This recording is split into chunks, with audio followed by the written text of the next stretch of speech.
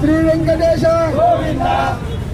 శ్రీనివాస గోకులనందన చేసుకున్న కార్యక్రమం సందర్భంగా చాలా అసత్యమైన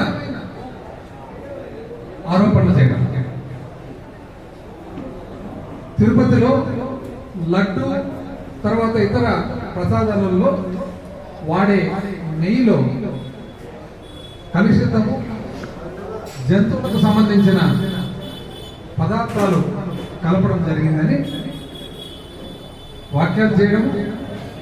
ఆ తర్వాత యావత్తు ఆంధ్రప్రదేశే కాకుండా దేశమే కాకుండా యావత్తు ప్రపంచంలో ఉండే అందరి మనోభావాలు దెబ్బతీయడం ఎంత దురదృష్టకరమైన పరిస్థితుల్లో ఒకసారి అందరూ కూడా గమనించాలి. అది అసత్యము, ముమ్మాటికి అసత్యము, ముమ్మాటికి అసత్యమైంది తెలిసి కూడా ఆ వాక్యాలు ఎప్పుడు చేయడం, అది పార్టీకి సంబంధించిన కార్యక్రమాలు.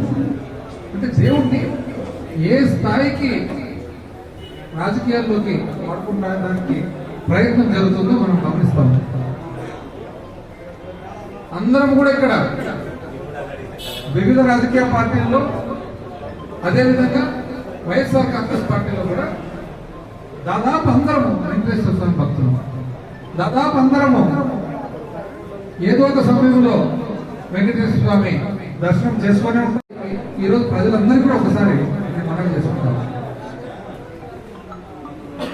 టీటీడీ ఏదైతే నిర్వహణ జరుగుతూ ఉంటుందో ఒక ఆఫీసర్లను ఏర్పాటు చేయడము, ట్రస్ట్ బోర్డు ఏర్పాటు చేయడం తప్ప ప్రభుత్వానికి